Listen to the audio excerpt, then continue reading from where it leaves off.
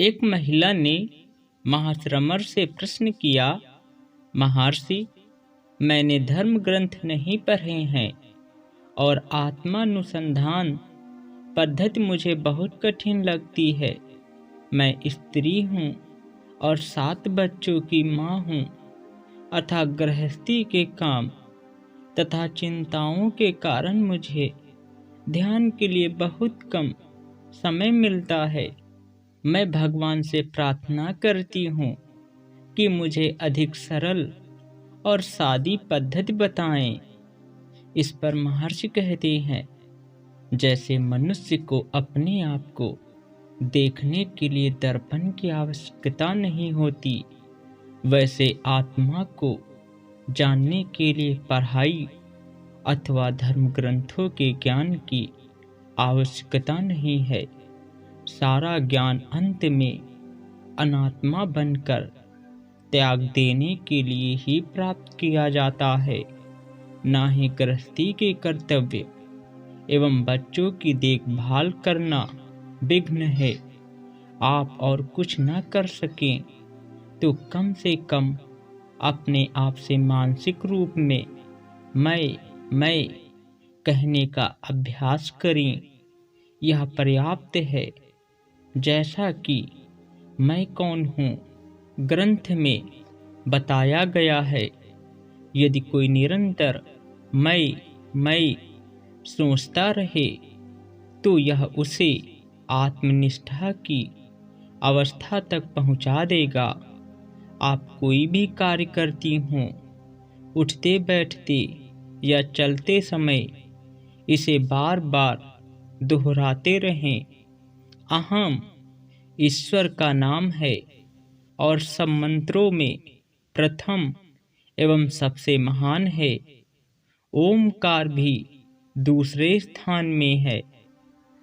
तो फिर उस महिला ने आगे प्रश्न किया, महर्षि, मन के संयम के लिए आजपा जप या ओमकार जप अच्छा है?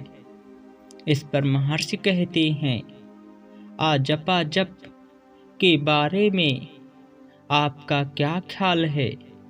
मुख से सोहम सोहम रटना अजपा है। वस्तुतः अजपा का अर्थ वह जप है जो मुख से उच्चारित हुए बिना अनैच्छिक रूप से अनायास अपने आप चलता रहता है, उसे जानना। इस वास्तविक अर्थ को जाने बिना लोग यह सोचते हैं कि मुख से सोहम सोहम जप हजारों लाखों बार उंगली से या माला से गिनकर गिना जाना चाहिए। जप का प्रारंभ करने से पहले प्राणायाम करना चाहिए, ऐसा शास्त्र विधान है। अर्थात पहले प्राणायाम करके जप शुरू करना चाहिए। प्राणायाम के दौरान मुख बंद रखना होता है कि नहीं? यदि प्राण की गति रोककर शरीर के 5 महाभूतों को एक साथ बांधकर उनका संयम किया जाए तो शेष सच्चा आत्मा रहता है। स्वयं आत्मा हमेशा अपने आप अहम अहम दोहराता रहता है। यह अजपा है। इसको जानने के बाद मौखिक जप को अजपा कैसे कहा जा सकता है? सच्चा आत्मा अपने आप अनैच्छिक रूप से अखंड तैलधारावत अंतहीन रूप से जप करता रहता है। उसका दर्शन करना अजपा या गायत्री या सब कुछ है।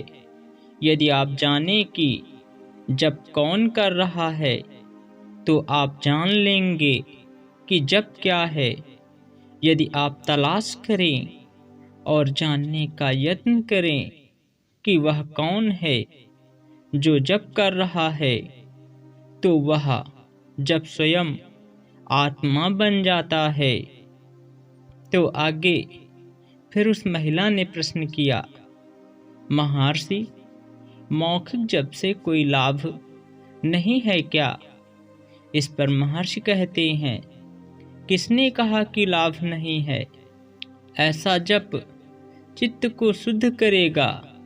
जैसे जैसे जप निरंतर किया जाएगा, यह प्रयत्न जल्दी से या देर से सच्चे मार्ग पर ले आएगा।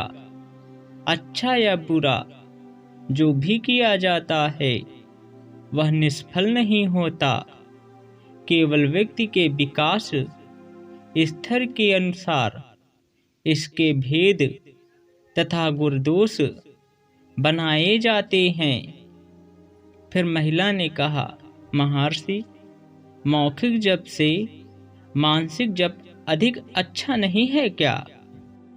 इस पर महर्षि कहते हैं, मौखिक जप ध्वनि रूप होता है। ध्वनि से विचार उत्पन्न होते हैं, क्योंकि विचारों को शब्दों में व्यक्त करने के पूर्व सोचना पड़ता है। मन विचारों से बनता है, इसलिए मानसिक जप मौखिक से अच्छा है। फिर महिला ने महर्षि से पूछा, महर्षि, हमें ध्यान के साथ साथ मंत्र को मुख से नहीं बोलना चाहिए क्या? इस पर महर्षि कहते हैं, जब मानसिक बनता है तो ध्वनि की क्या आवश्यकता है? मानसिक जप को ही ध्यान कहा जाता है। ध्यान चिंतन तथा मानसिक जप एक समान है।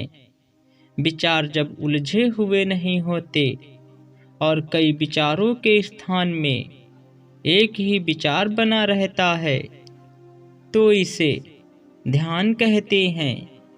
जप अथवा ध्यान का लक्ष्य एक ही है कि बहुत सारे विचारों को हटाकर केवल एक विचार को बनाए रखना। तब वह एक विचार भी अपने मूल पूर्ण चैतन्य में विलीन हो जाता है। मन जप में जुड़ जाता है और तब अपने मूल में समा जाता है।